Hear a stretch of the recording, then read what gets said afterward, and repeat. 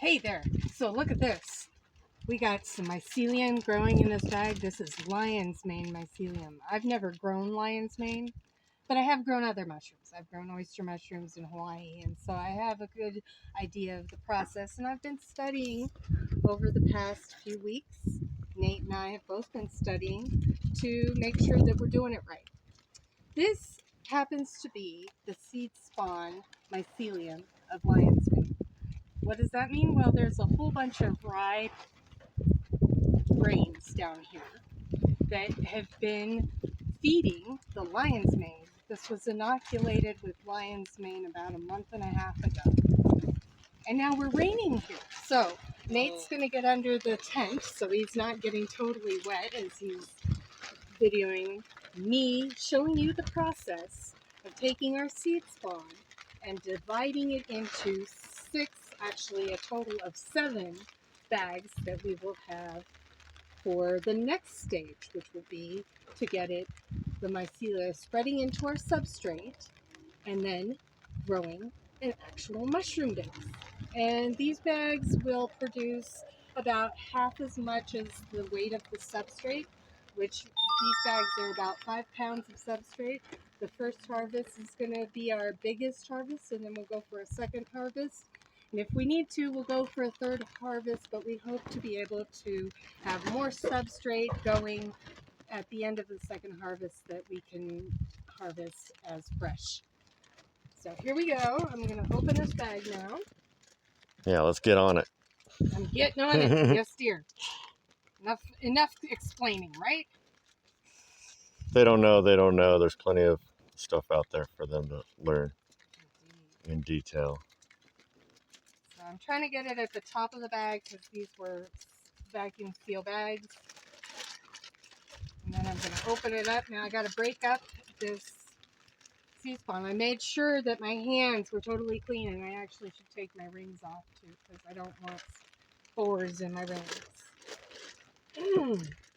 And this is pretty tough. This is pretty tough. It's been doing its thing for a while now. But the bag was fully white and it's ready to go. And these bags of substrate, they've been pasteurized. And all I have to do is open them up and put this mycelia seed spawn in there. And I'm going to save a little bit of my seed spawn because I can grow more spores and get more lion's mane going. So this is my fully sterilized jar, and I'm going to just put a little block. Just, you don't have to put a whole bunch, just a little bit. And then later I'm going to be adding some sterilized corn that I boiled. Alright, so now we're going to get on with this. I want to make sure that I break up the mycelium, get them unstuck, right? But see, look, here at the bottom, you will see this is the grain spawn. And this is rye grain, which is what the lion's mane really, really likes. Almost done breaking this up. Got a lot of spores in here. A lot of mycelia there. Hey, look at that. Now we've broken up the spores a bit. Now we're going to close the bag up. I'm going to do a little bit of shaking. Make sure I get as much of this mycelia moving around. Okay, now that I have that done, I'm going to rinse my hands off over here. Rinse bucket.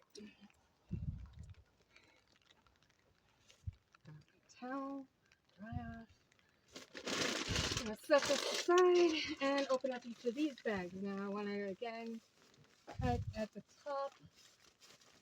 Make sure that we have enough of this bag left over for the mycelium to grow into mushrooms.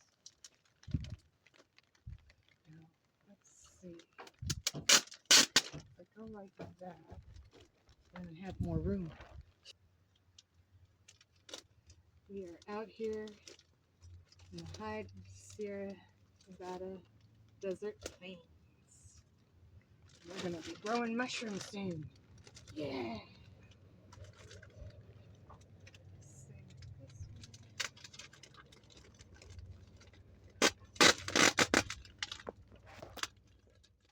So I'm taking and dividing the seed spawn into 6 different bags. I was going to try to use this bag over again, but it broke in the process. So that's okay. We're just going to divide it into 6 evenly. And remember, I've got that seed spawn in the reserve that we're going to make more of later. I'm starting with a measuring cup each or 2 measuring cups per bag. And this is after I've broken up the mycelium so that they can get mixed with this substrate.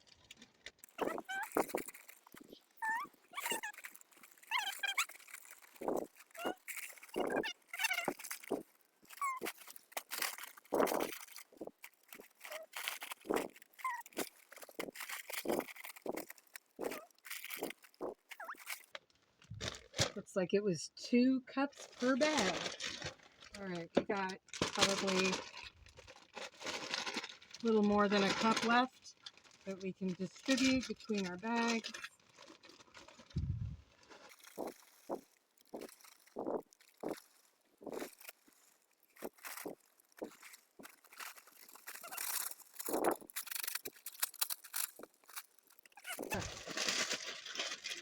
That done.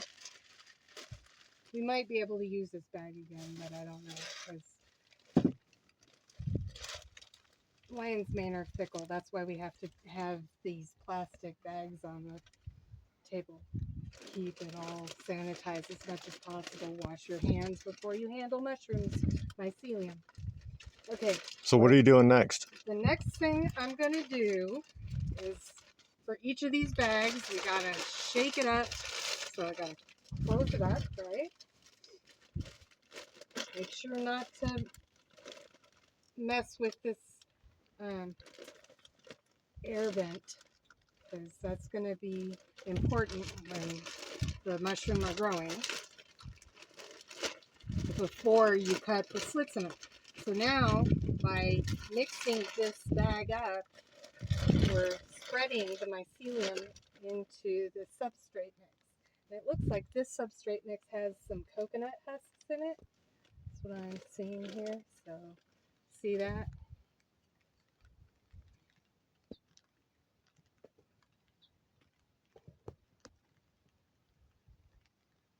Cool.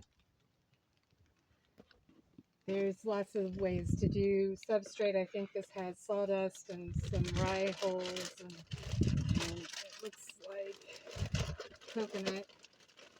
Everybody has a different formula. I've heard the master's mix is a 50-50 mix of soy hulls and sawdust. This mix looks like it has the coconut hulls in it, so it might be a 30-70 mix with the coconut husks. I'm not sure. Got to break it up a little bit more. Because if you don't break it up, then it's harder for your mycelium to spread, right?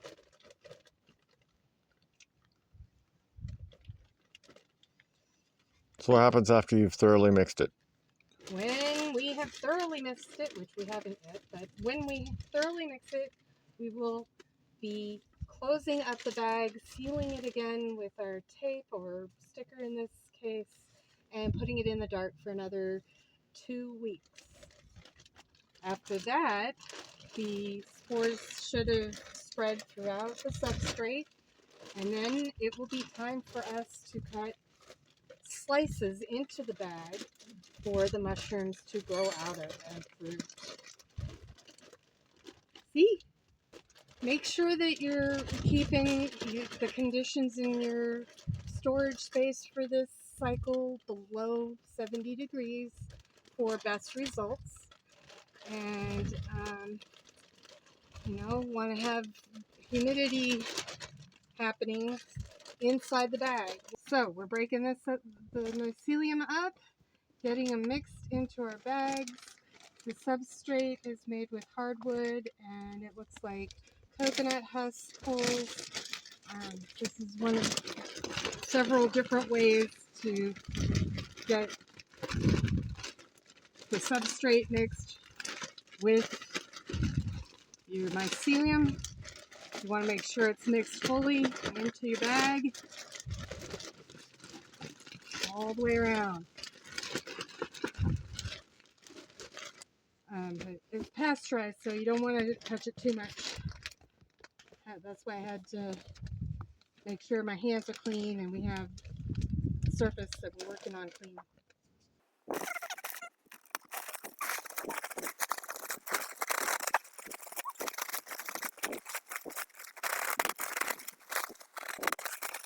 And then our final phase of this part of the spreading of our seed spawn into our substrate bags is the closing of our substrate bags. So I'm actually going to go from the other end because it's going to be easier. I'll just put it into our big can that's going to hold all of the ingredients for the moment. Because then we have to prepare the space for the next stage.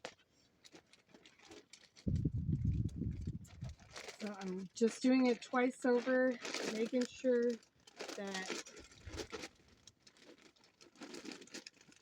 the air goes out. We don't need to have any air in here. And we're going to hold it,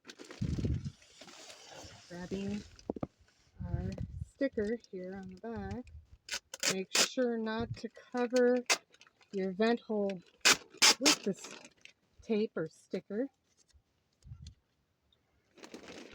when you close it. So like I said, twice over, up at the top. This will keep it closed, keep from the microbes from coming in while we have our seed spawn doing its job.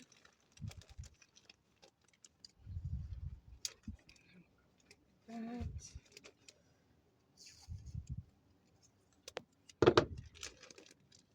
Stickers are overrated, right? Oh. Okay, and there you have it. We'll do this 5 more times. Okay.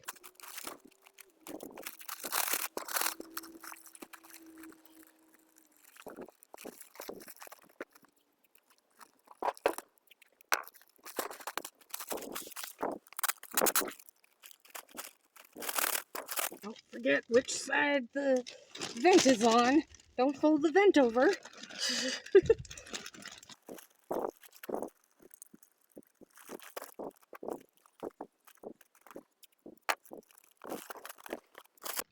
Any special closing note? Make sure that you're keeping the conditions in your storage space for this cycle below 70 degrees for best results. And, want to have humidity happening inside the bag. When we open the bags, it's going to be a whole other story, a whole other ball of wax. Thank you. Bye.